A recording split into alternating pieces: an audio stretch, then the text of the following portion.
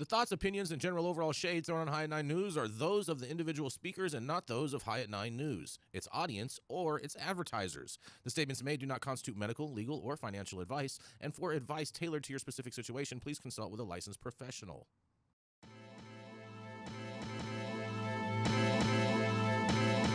Welcome to the High at 9 News Hour, where you will hear from cannabis industry experts and professionals from around the country talk about important topics while shining light on global issues and discussing cannabis as it relates to politics, regulation and reform, data and technology, science, research and medicine, family and parenting, art, celebrities and entertainment, fitness, sports, mental health and wellness, and plant-based medicines and entheogenics. Together, we are building a stronger community, fighting the stigma and creating change. With your hosts, Jason Beck and Rico Lamitte, joined by special industry expert correspondents from around the country, and daily antics brought to you by Cannabis. Coming to you live every Monday through Friday at 9 a.m. Pacific Time and high noon on the East Coast. And thank you all for getting high at 9 with us.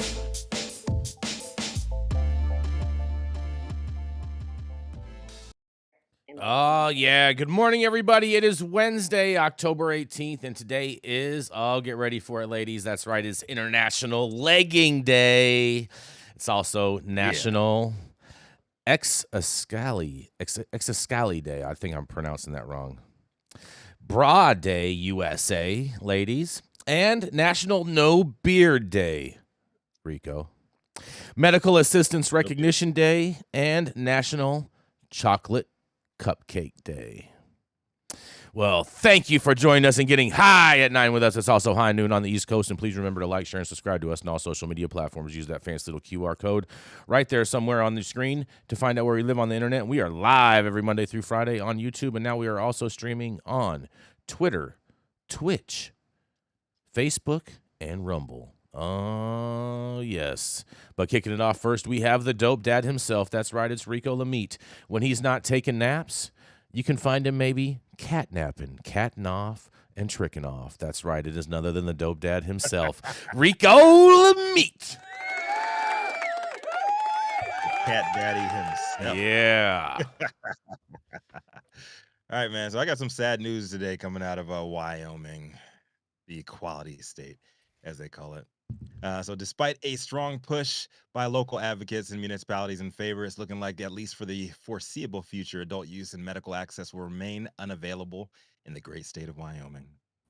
A recent University of Wyoming poll revealed the majority of Wyoming voters supported legalization, but the state remains one of only 10 in the union without any form of legal access. Compassionate Options Wyoming, Wyoming Normal, and the Wyoming Libertarian Party joined forces earlier this year, campaigning to qualify two voter initiatives for the 2024 elections, one to legalize medical cannabis and the other to decrease penalties for usage and possession.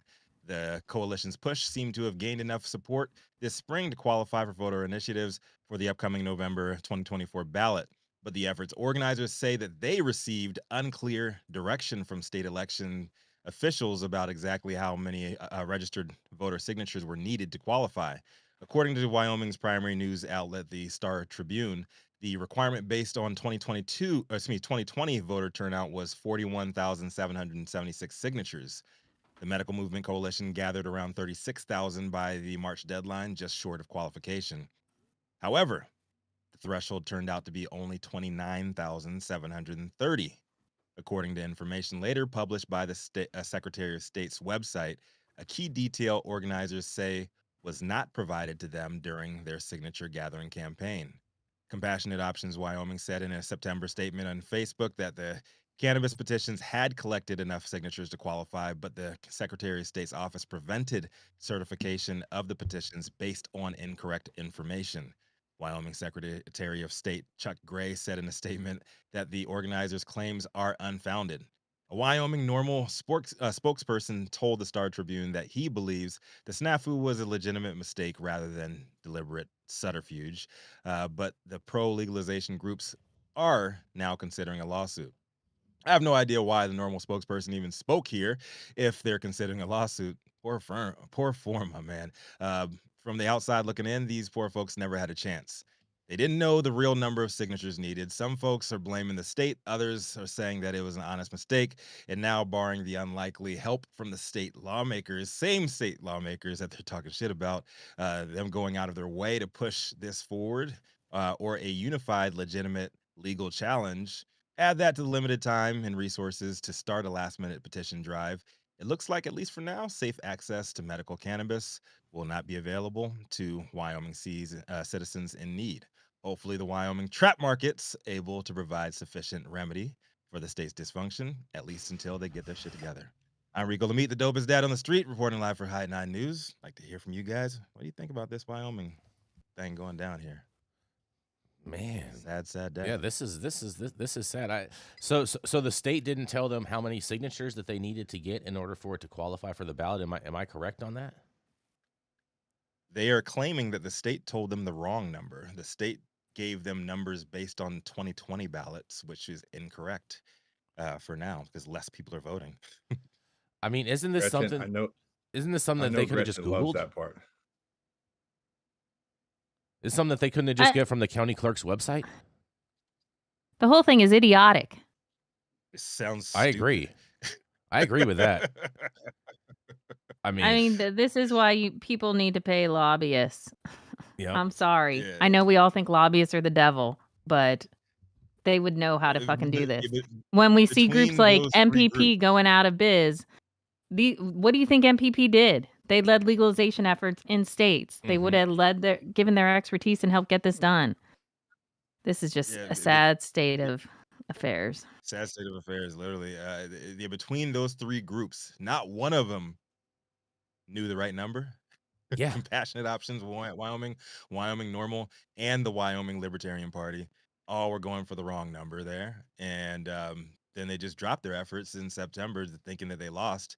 And then later on, apparently they did have the right amount, and the Secretary of State did not qualify them. So I mean, I would think that they would have a legitimate case if they can prove the state said, all right, in writing, here is officially the number that you need.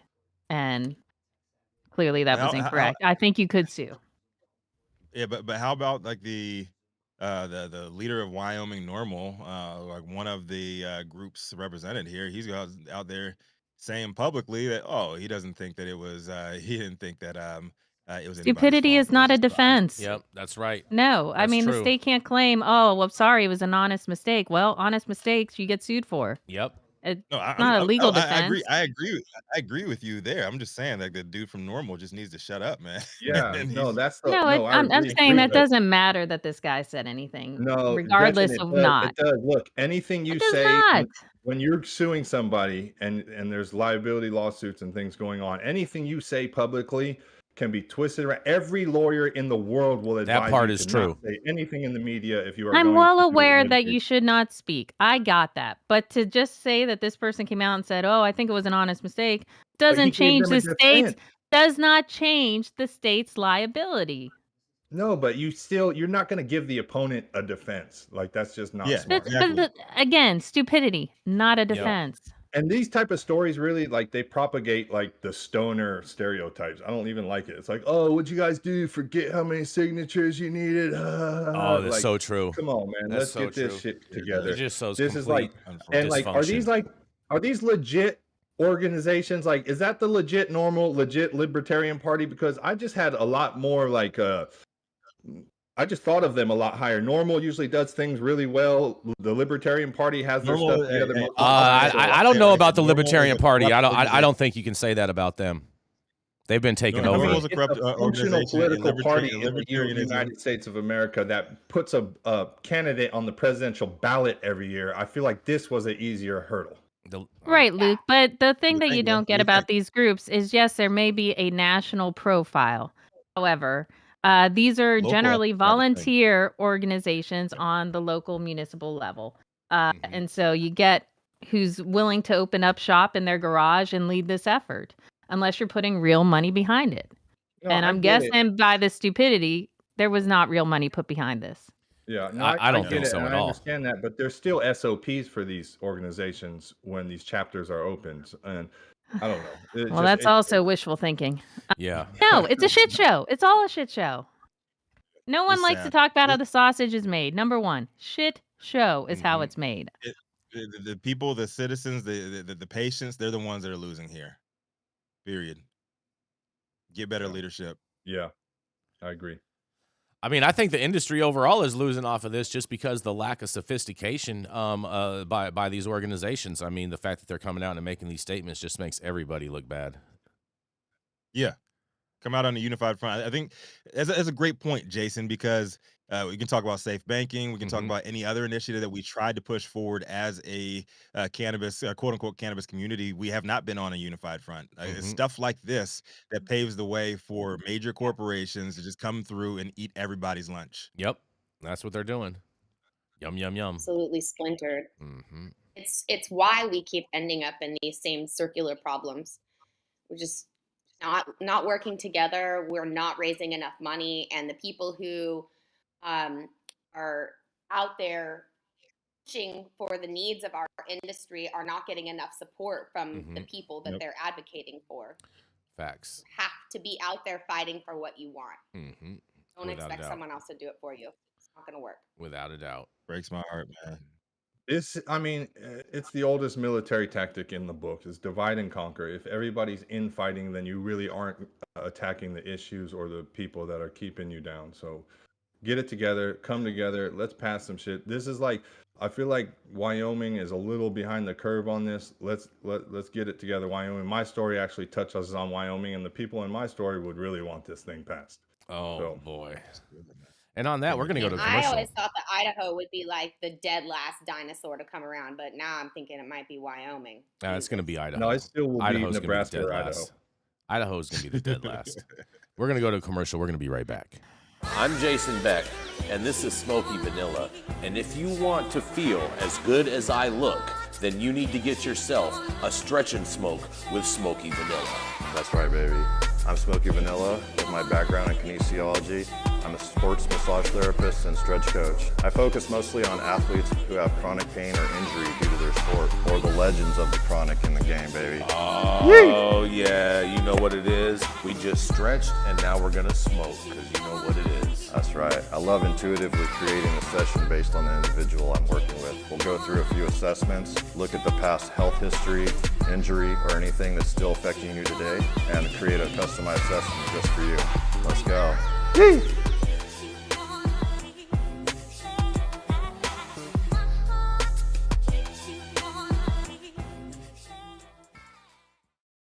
Thug Thizzle. Let's do it. It's going to be fun. Up next, y'all know who it is. He is the industry's longest continuously operating retailer, known for smoking the best weed in the world, and also his unwavering support of... That's right. Fascists. Stop it. I don't support Democrats. Y'all know who it is. Jason Beck. Oh, yeah. Good morning, everybody. Hope y'all are having an amazing, amazing day today. Interesting story today, you guys. You know, we're always talking about how there needs to be more education and more education. Well, Vermont schools begin cannabis conversations as dispensaries spread across the state. Cannabis dispensaries are continuing to pop up on street corners across Vermont, with some areas like Chittenden County already hosting at least 10 stores. What effect does that have on Vermont students? We've visited schools having conversations about cannabis and how they are navigating the new moral. High school students are still being taught to just say no to underage cannabis use, but the legal market has changed the landscape of educating students on legal weed. In a quote, acknowledging that marijuana laws have changed, it's for sale. So we take a really nuanced view here, which is talking to them about the realities of situations, but also talking to them about where they're at in their actual lives, said Matt Manure, a student assistance programming counselor at Champaign Valley Union High School in Hinsburg. He says, despite the various ways to consume, the frequency in which students are getting caught isn't necessarily increasing. The cannabis conversations about habits are continuing, making clear that cannabis can impact the developing brain. In a quote, talking about the decision making, what choices you want and what life you want to live helps take it all away from it. He says, hey, this is all available to you now. To what type of member of my community do you want to be? He says. What are my habits? Said Manure.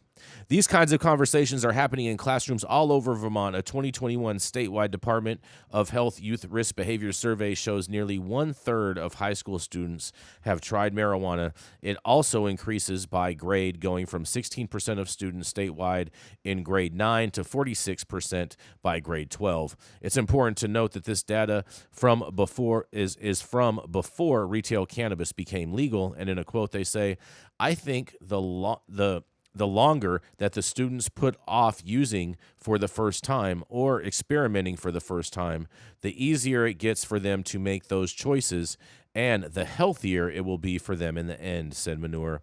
Kelly Doherty, the Department of Health, says Vermont has the second highest percentage of people nationwide aged 12 to 17 reporting using cannabis in the past 30 days. And in a quote, parents are the number one influence on their kids. Our kids are watching us at all time, and they model the behavior that they see. So even with alcohol, we recommend that if parents are using alcohol, keep it kind of out of sight and talk to your kids about the risks of it, said Doherty. Keep it kind of out of sight? That seems kind of weird. She says the messaging from the department remains the same and similar to what schools are saying, advocating against underage use and maintaining healthy habits when users are of age. And in the final quote, she says, we like to focus on helping youth develop healthy coping strategies.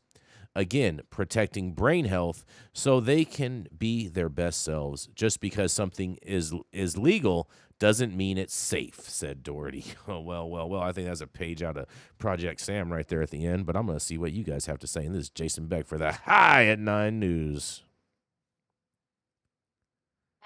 I'm glad they're having conversations. I just hope to hear this because, listen, as a mom of 2 teenagers, I have these conversations around all those hot topics. But you need to be backed up by the academic side of their life. That's where they spend about 50% of their life as children at school, right? And so just as recent as this last week, my daughter's school was having conversations in their science and health classes, talking about healthy choices. And that has to include a conversation around cannabis. It has to. It has to include a conversation in a group format where they can hear out their peers and ask questions and you know, talk about what they've experienced or what they've heard versus what they've experienced, right? And so these conversations need to be happening in a classroom setting. And we all know, whether we want to admit it or not, that the human brain isn't done growing until it's about 24 or 25. And so trying to get kids to abstain from any kind of substance use as long as they possibly can is what's best for them.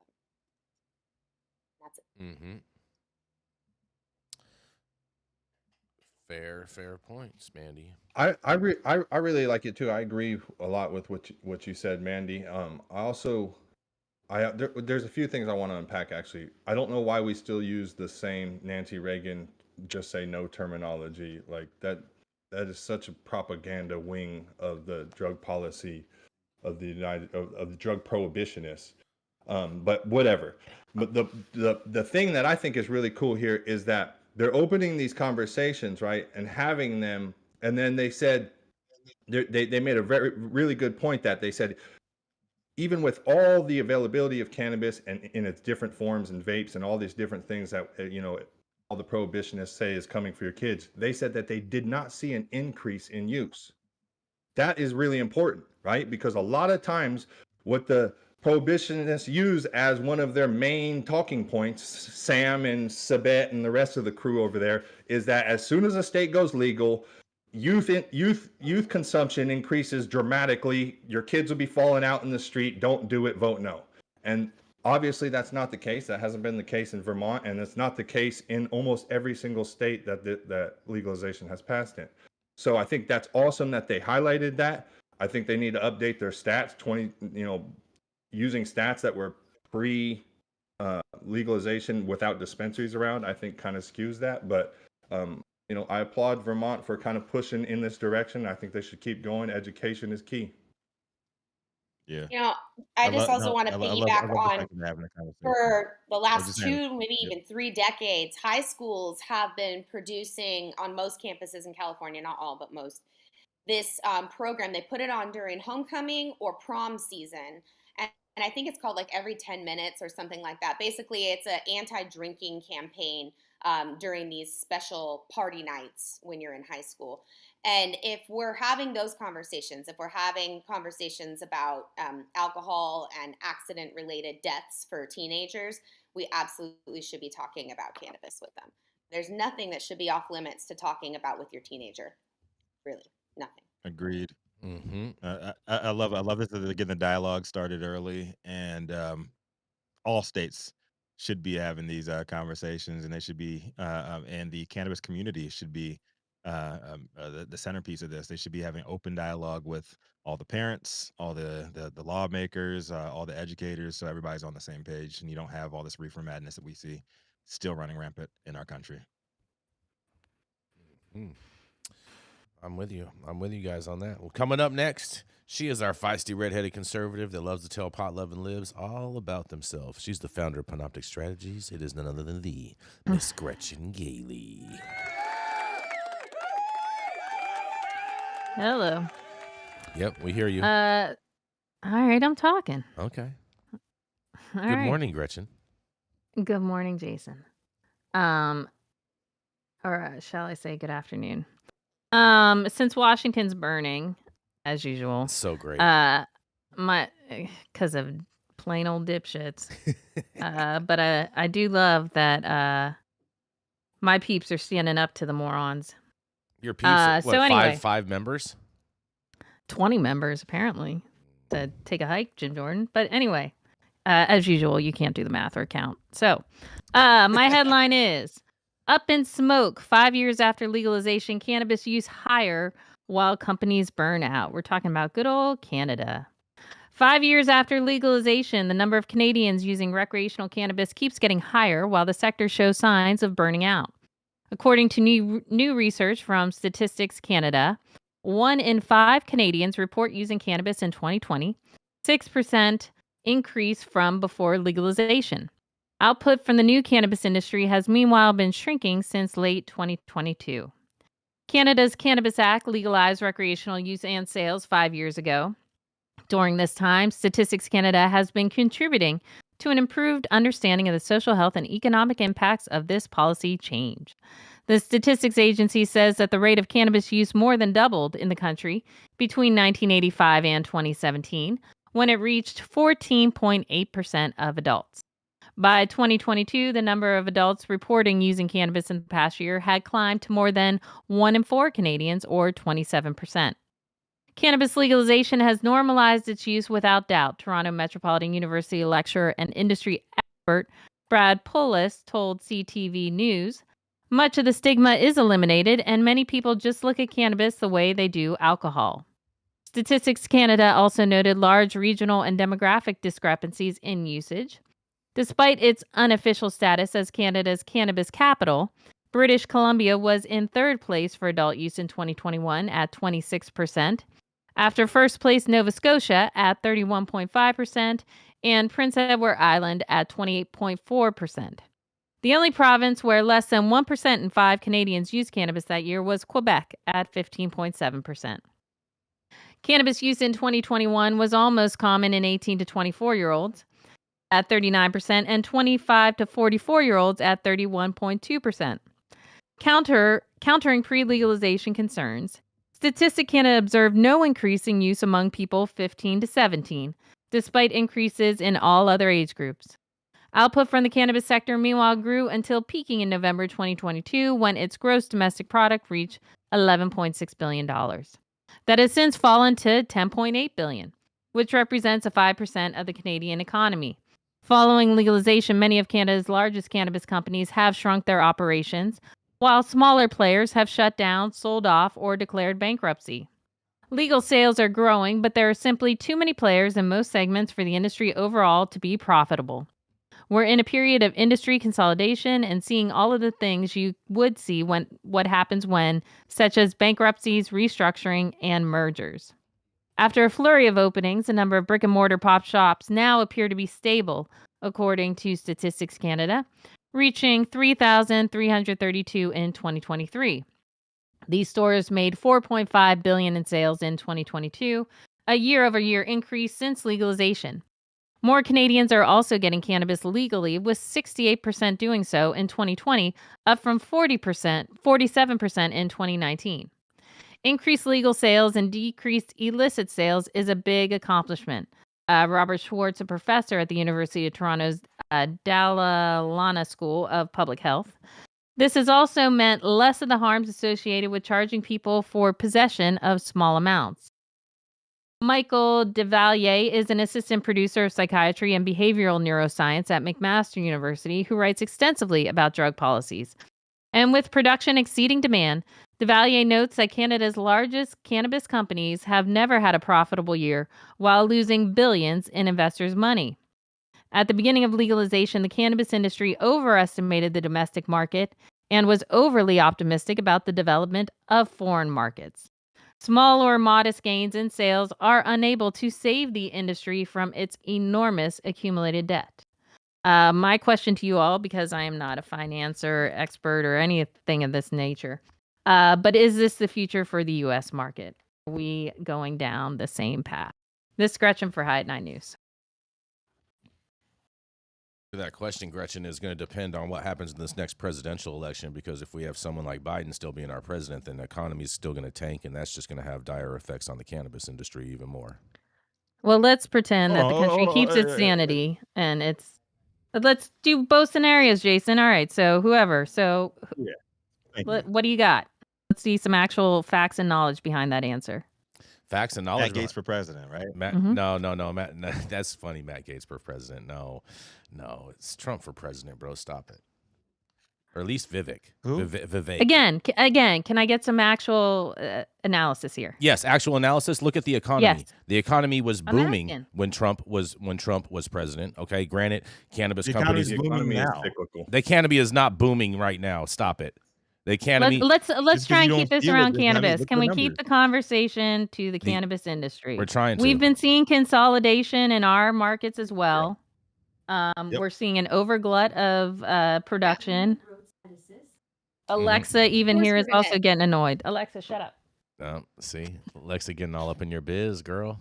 She is. She's like, who's talking about that boof indoor weed again? Must be Jason Beck. I bet. I mean, that's what industry does is it grows, it consolidates. That's kind of like the history. But the thing about it is that there's been such a massive overproduction in all of these different markets with limited resources in order to inhibit legal sales. Plus, you have a gross overtaxation in all of these markets, which only stimulates the illicit market. So therefore, their so-called capture of the marketplace isn't really capturing the marketplace. It's only capturing maybe like 25 to 30% of what actually could be the marketplace. Well, here's a question. Just real quick, Manndie, quick question on that, because I'm not an expert on Canada at all. So anyone jump in here. Are there tax rates like our tax rates when it comes to cannabis? If I remember correctly, it's similar to Washington's type of tax rate. So Washington State has a thing. So like, let's just say you pay $45 for a product. Well, $15 of that goes to the state, $15 of that goes to the retailer, and the other $15 goes to the brand. And if I remember correctly, that is how Canada operates, somewhat similar to that type of a structure. Damn, that's gangster. A 3-way split on my shit? Yeah. 3-way splits. Damn. Yes. Wow. I'm surprised, man. But if their tax rates are not as high as ours, it's just a summary of the free market when you do weird things like overtax it and then try to regulate it. Like, okay, like this is what happens when an industry emerges, everybody jumps in, it becomes oversaturated, prices drop, the small players get crushed, the people that have money are able to sustain the weather the storm, they come out on the other side in control of more capital and more equity, and the free market capitalism machine continues to move. That is what we all like signed up for when you became Americans or North Americans, if we're including Canada in this. It doesn't always work. It really doesn't work when you add in the government intervention, intervening, and overtaxing and overregulating. Now you've created a really, really sick and dying monster. But this is what we got. We got to fix it. I don't see us being in the same boat as Canada. One, Canada has trash cannabis. Yes, Let's they do. just put that out there. Exactly. Okay, everybody wants U.S. cannabis, specifically California cannabis. And then what you're seeing is a lot of what Jason touched on too. Is this is like a really small snapshot of what the actual amount of cannabis that is being consumed and purchased in Canada. So it's really not an accurate shot of what you're seeing on the ground over there. What? I'm sorry. I'm I'm surprised. not understanding why you you say it's not accurate. He's saying Well, because they in the sense of consumption is continuing to increase in Canada at a really high rate, at the rate that it's increasing really everywhere in the U.S. as well. And you're not seeing like you're not seeing that translate in retails, in legal businesses, because of the gross overtaxation, the gross overcharging, and all of these different things. So the actual market is a lot bigger, Gretchen. And what they're doing is they're getting a sliver of that market and being able to do projections on that when it's not really accurately true to what Canada is actually producing and selling and exporting. So you're saying that the 27% who are saying they're cannabis consumers in Canada is an incorrect number. It's much higher. Yep. Yes. But the businesses still can't sustain because they sell crap weed. Well, no, because but that's the only. A lot of those customers aren't purchasing from the legal market. They're purchasing from the traditional but they're market. saying almost 70% are saying they're purchasing from the legal market. Another fact to consider is that, now that there is an adult use market and it's not so taboo to admit that you are a consumer, people just feel more comfortable disclosing it, but they maybe are not buying from a retailer. Maybe they've been purchasing from someone all along or growing their own or what have you. And also too, maybe they have. I think hold on. I think the big thing that we're forgetting here is that they're not allowed to brand either. So if you really can't put out a brand like you can in America. Like, how are you really going to sustain if you can't really make a name for yourself like you can in other countries, specifically in America? How are you going to build up a following? Rico, 100%, dog. And that's part of what I'm saying about like how it's kind of free market capitalism, and then you put this like regulation on top of it that like suffocates it, and it just can't work. Like, you're 100% correct. That brand thing is tremendously debilitating to that market up there. But when it comes back to us, it's someday. Are we going to be able to sustain all the shit that we've built already? Of course not. Businesses are going to go down. Time is only going to tell. I mean, there will never be any less cannabis users than there are today. No. Well, the more people and understanding of this Canada, plant is only going to increase globally.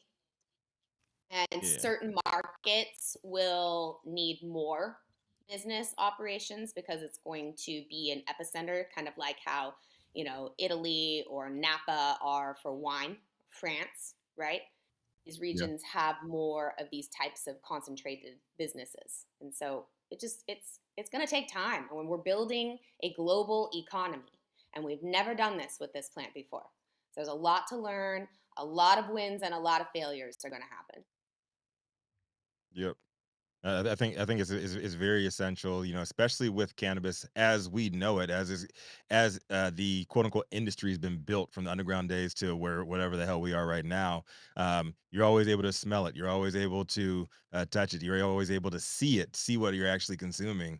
And I personally am surprised it took like this long for the Canadian market to like quote unquote crater. Because like people want to see what they're buying. If you don't see what you're buying, you're just like, oh, you're buying some generic government regulated product. I would much rather go to my trap guy who's probably going to let me see what I'm buying from. He's probably going to let me smell what I'm buying from him. And chances are like I'll be more prone to buy that from him rather than from these generic cookie cutter options that are offered by the government legally. But I don't know Real if I talk. agree with the assessment that the industry has cratered if nearly 70% of people saying they're using that legal industry. I think they're lying, Well, that was or only I think 70%. they're They're all misconsumed. lying. I think they're misconsumed. I think they're like, hey, they may have gone and purchased something one time at a store, but as far as them going and regularly purchasing it all the time and that being their sole source for that type of product, I'm not buying that. Yeah. There's a big difference between purchasing and consuming. Mm-hmm. And so what is the question they're being asked? Is it their consumption use or where they're purchasing at? No, they asked him, where are you purchasing? And at the same And time, they said legal market. You don't think people lie in these things? And like, why are they going to snitch on themselves and tell think on also themselves, there's a especially very when they're big living in a communist misconception to the country? general I public understand, on but what if you're legal willing to market is. admit to Communist use, country. I don't think it matters where you get it from. It does when you live in a communist country and the government is taking people's bank accounts from people All just right, for protesting. Jason Beck. I've had enough of you. It's true. Next story. It's true. Jesus Christ. It's not happening. Okay. You look, All right. I'm so We'll go sick to of a this commercial. We'll freaking be back. bullshit. You make fucking Hold on. We'll Republicans go to look commercial. bad, We'll be right and back. it I pisses just me got an off. alert. We're having an We earthquake do. in California. Nobody else thinks like you do, Jason, and it's just fucking ridiculous. Amazing. The control tower from Highly Educated has perfected the dab. Utilizing the concept of thin film evaporation, you can waste none of it and taste all of it. The micro texture of the SE pillar increases nucleation at elevated temperatures. And with the tower propelling at 2,600 RPMs, it's certainly the most efficient dab experience to date. The control tower from Highly Educated. Whole house shit was falling Oh, off the wall. yeah. Stop whatever you're doing. Make sure you hit that like button. Make sure you hit that subscribe button if you have not already.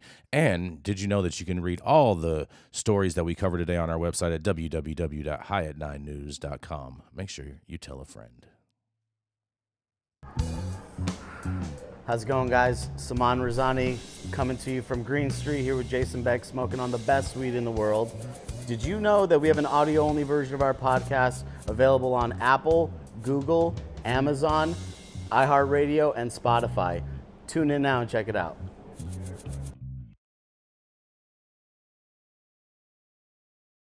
Oh, boy. Oh, man, that's classic right there. All the earthquakes I've experienced here in California have been soft. Soft effort.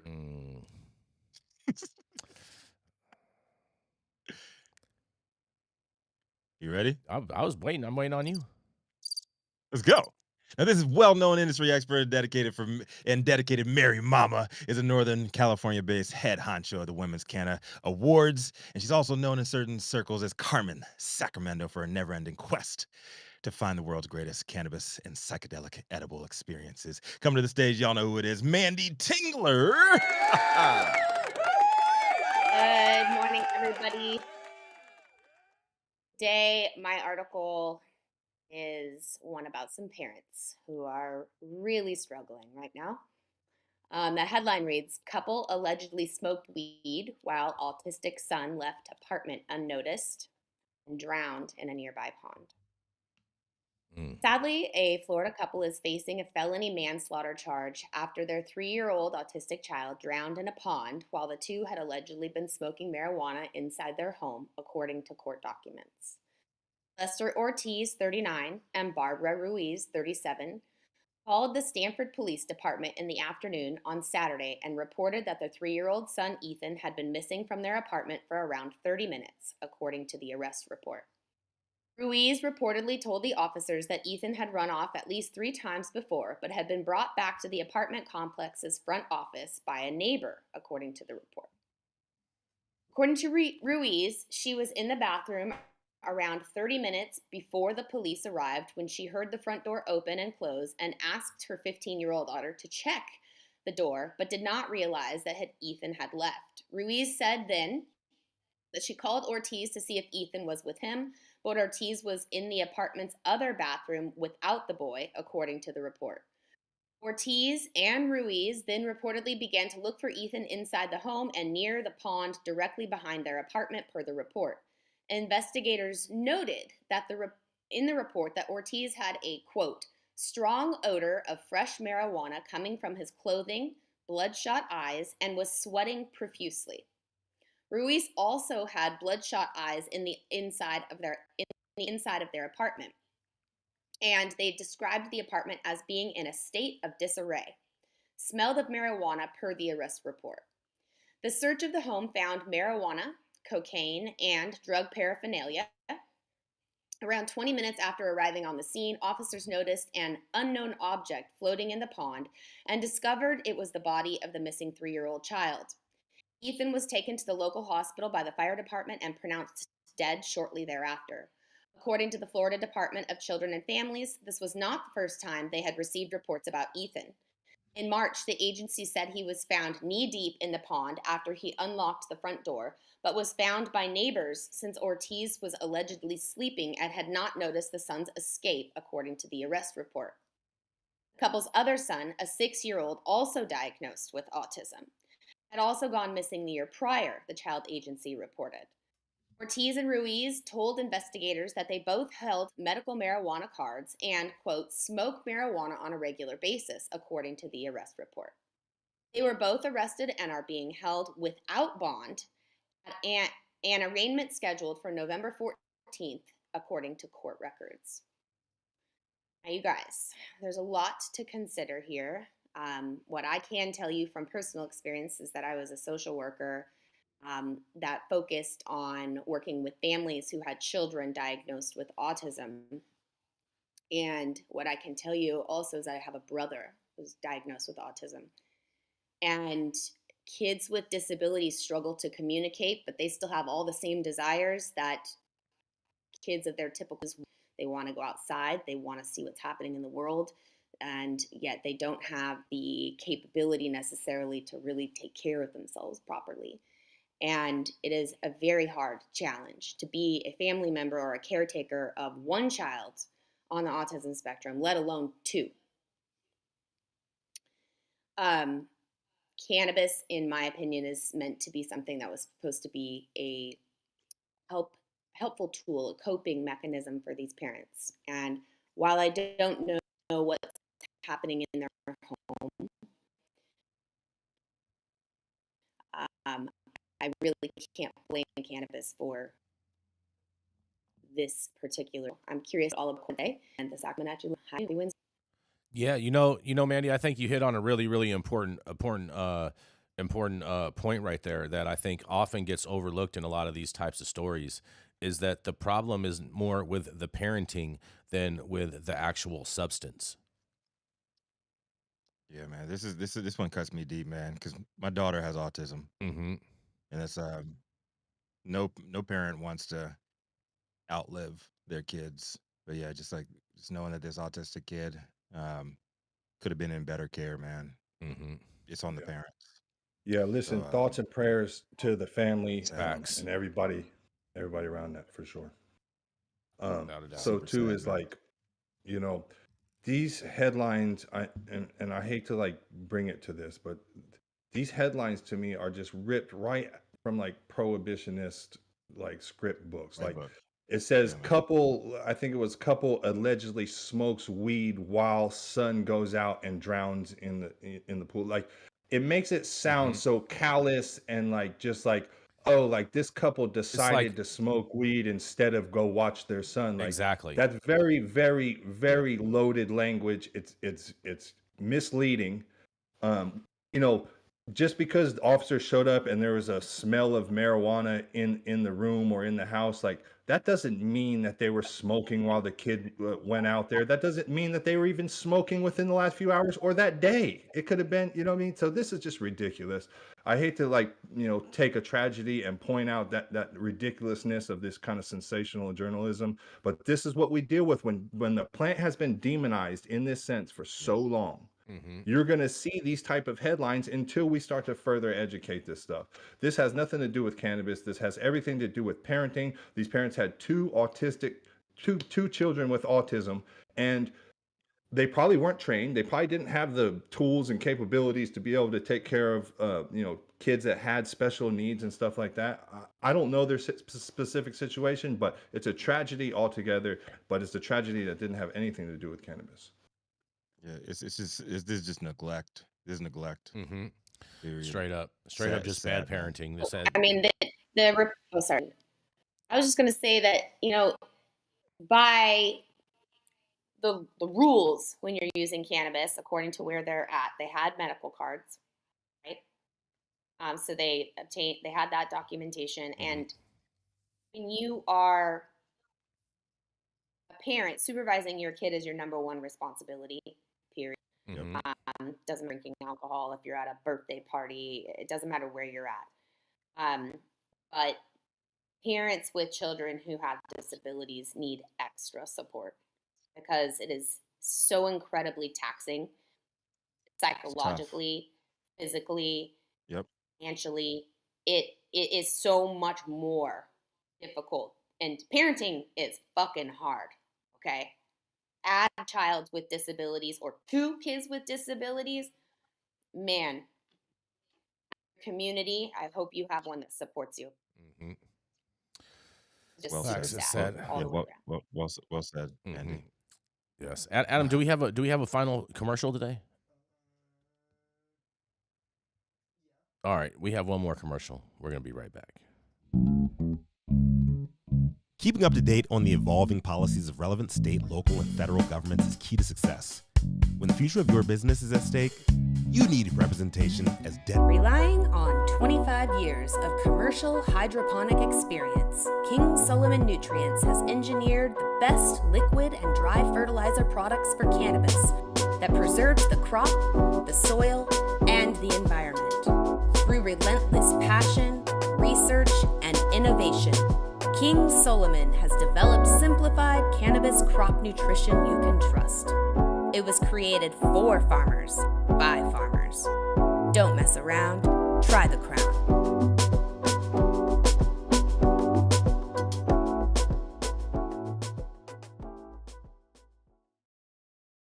And sad story. They just look devastated, like they've been crying. Yes, so much. but we got to keep it going. That was a very, very sad story, and thank you, Manndie, for bringing that to us. But we're gonna move right on into that's right, Mr. Luke Scarmazzo, who did some time for a cannabis crime, but didn't do no telling, because he is a convicted felon. That's right, it is none other than the Luke Scarmazzo. Yes. Welcome, y'all. It's your neighborhood outlaw correspondent for the High at 9 News, Luke Scarmazzo, bringing you those prohibitionist stories that are still going on today. And this one is a good one. And I like it because it's very relevant. We're touching on Wyoming again. And it says, Wyoming traffic stop leads to 65 pounds of marijuana and 2 arrests. 2 men are facing felony drug charges following a traffic stop in Cheyenne. According to arrest records, 59-year-old Brooklyn, New York resident Ernest J. Johnny was heading east on Interstate 80 around 3:30 yesterday afternoon on October 16th when Laramie County Deputy Garber stopped him near the Interstate 25 interchange for using 2 lane violations.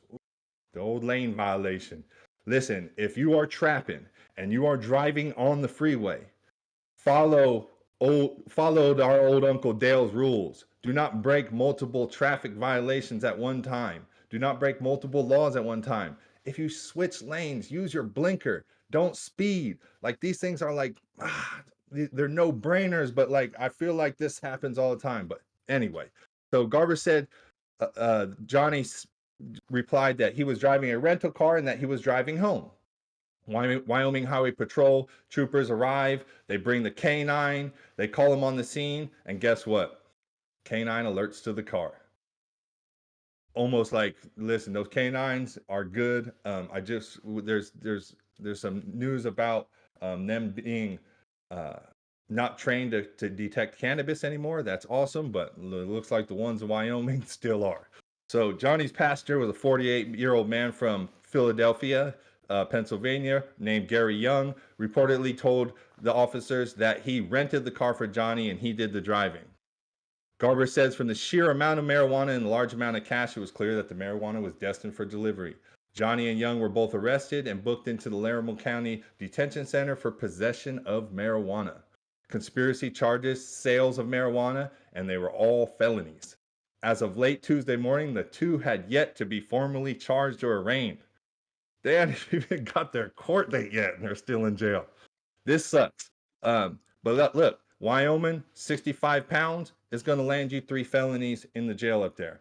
I had some partners that did some state time in Wyoming. It's a totally different setup. You're going to be like on a ranch. They're going to be working you. You're going to be like taking care of horses and stuff. If that's your thing, then that's cool. But it's not my thing. It shouldn't be anybody's thing in 2023 and 2024. Wyoming, you have to get it together over there. Stop arresting people for cannabis. But that's the news for the High at 9 today. Your local outlaw correspondent, Wednesday, hump day. What do the rest of my fellas think about this? And my lady. This is Braid terps weed. Hey, I see this as an opportunity for the other trappers out there to fill the vacuum the state's not going to fill. You got an opportunity. Somebody's missing out on 65 pounds to the market. Y'all know what to do. You know what I'm surprised with all these stories. I mean, none of these trappers are doing things that trappers used to do back in the day to ensure a safe a safe arrival. So like as far as like having a caravan of cars, like 2 or 3 cars, so then that way you have a designated car that gets pulled over, you know what I'm saying, that does something stupid if law enforcement seems as though it's going to pull over another car. Exactly. Yeah. Exactly. Yeah. And so we haven't been seeing any of these stories like that. And so I just have to imagine that people aren't doing this anymore or haven't thought of doing that. And therefore, since there's no decoy, the cops are just getting more and more busts. Yep. Jason, that's great points made there. And I think this goes, man. There ain't no code no more either, man. Yep. This new generation of outlaw, the most stupid cats out there. They leave digital paper trails like everywhere. They just snitch on themselves, and they're just making the most boneheaded mistakes that I've ever seen. And some of these guys, they just deserve to be. Unfortunately, they deserve to be caught. And I think it's kind of like Rico. I think it's what happens is like it's kind of like a byproduct of like all the good things that we do, right? Like I think cannabis has become like destigmatized to a certain point to where like the younger generation just feels like, listen, I can do whatever with this. Like I'm just throwing it in the back car. Like one of those last stories, they had like 200 pounds just in a Porsche, like just bagged up. They didn't even care to hide it. They were just rolling with that shit. So it's like, listen, these things, like Jay said, there was rules to the game that you had to follow. You had tail cars, you had your shit vacuum sealed, you had it underneath the spare tire. You like, you know, I'm not going to go into all the games. I mean, even motorcycle gangs, Luke, even motorcycle gangs, they'd run in a pack. You'd have like a pack of 30 of them, and like maybe 5 of them had stuff in their little duffel bags or whatnot. And as soon as the boys pull up, they all scatter and all go different directions, and there's no way for the law enforcement to figure out who has who or what, and you know, they skipping steps. They skipping steps, man. And I blame rap music. Ever since these rappers started buying their way into the gangs.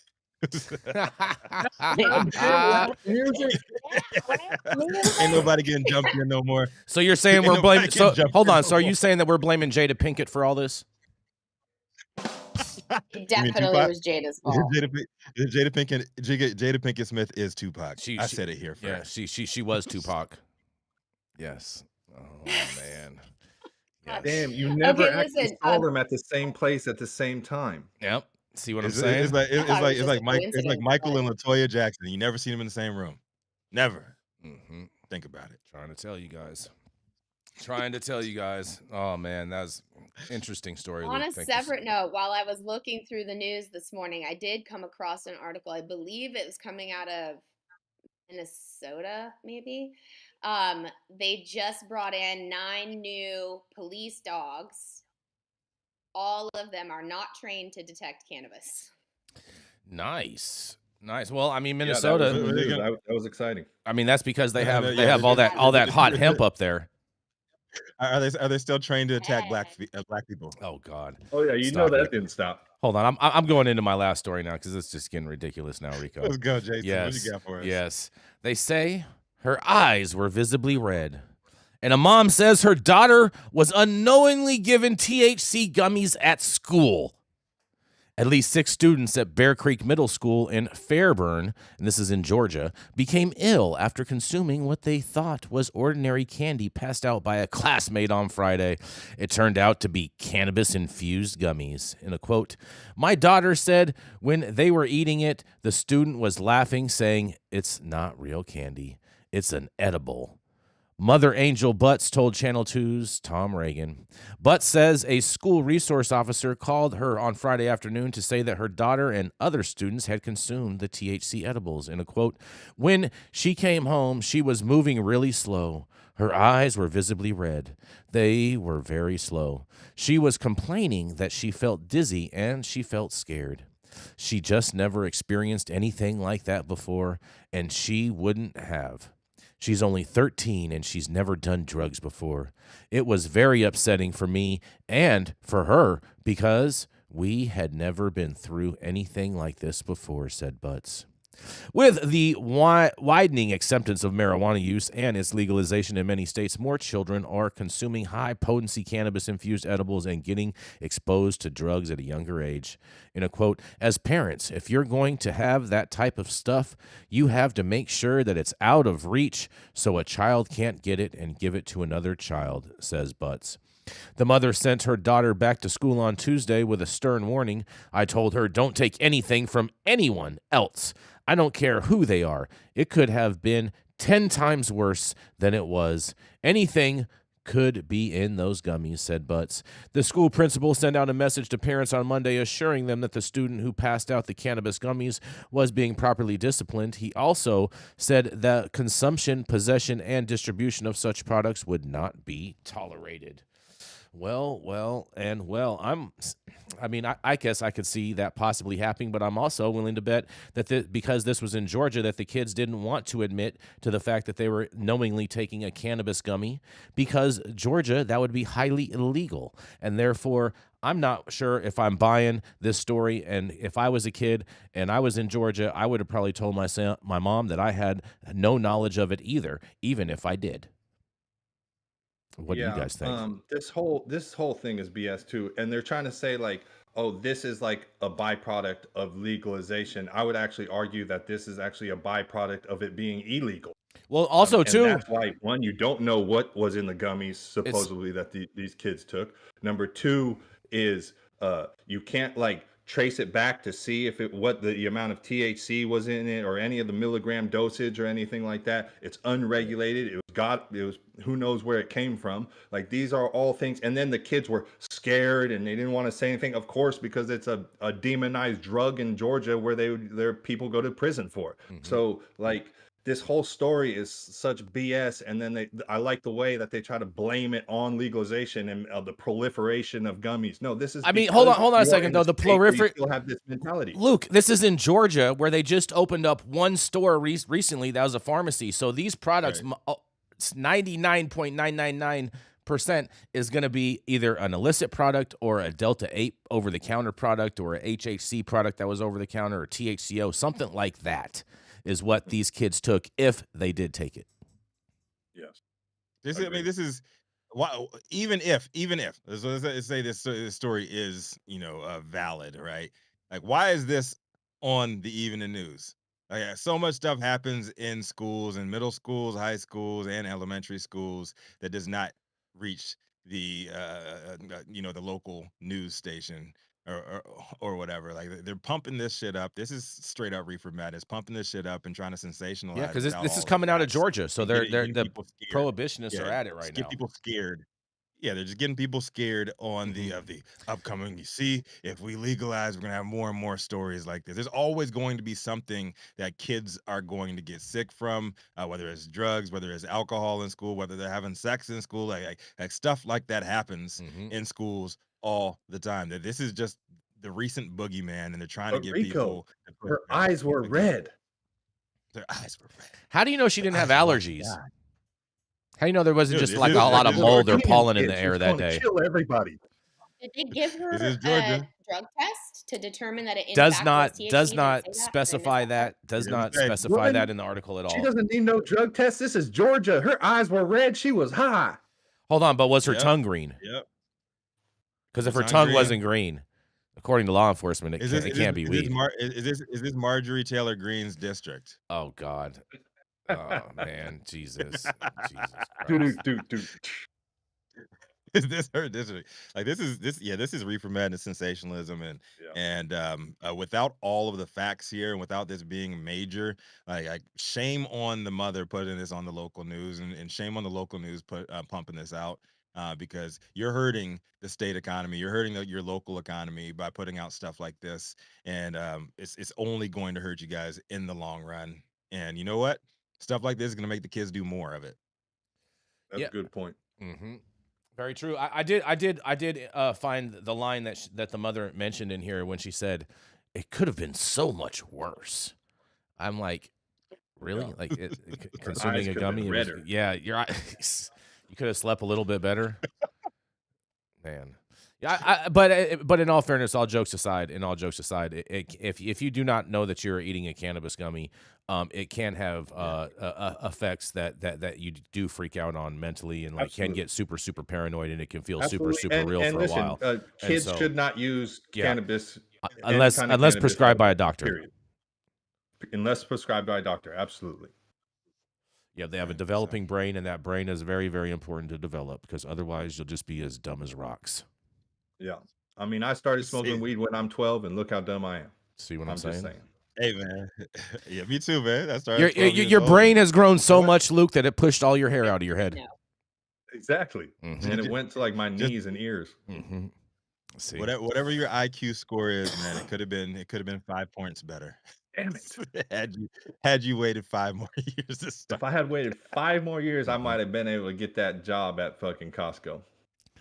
Balling. Exactly. And on that note, man, as we continue to save the children here, thank you all for joining us for yet another episode of High at 9 News. You can catch us live weekdays 9 a.m. Pacific, high noon on the East Coast. Big shout out to our super fans showing love, giving the comments posted live on the big screen, and to our live audience and online supporters catching us across all media platforms, tuning in each day to the headlines of chaos.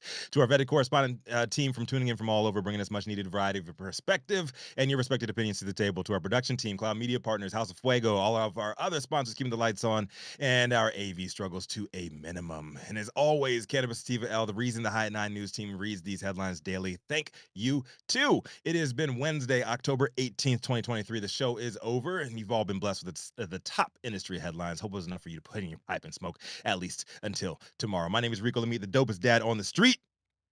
I'm a great dope dad. Luke Scarmazzo is a great dope dad. Manndie Tingler is a wonderful Mary mama. And we take care of our kids, man. We protect our kids. And the stories that we talked about today are not indicative of the pot parents that are doing the right thing. So with that being said, Luke, what you got for us today, man? Take us out.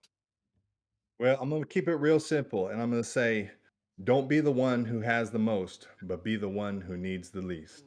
And we'll see you next time on the High at 9 News. I like that. Self-sufficiency, Luke.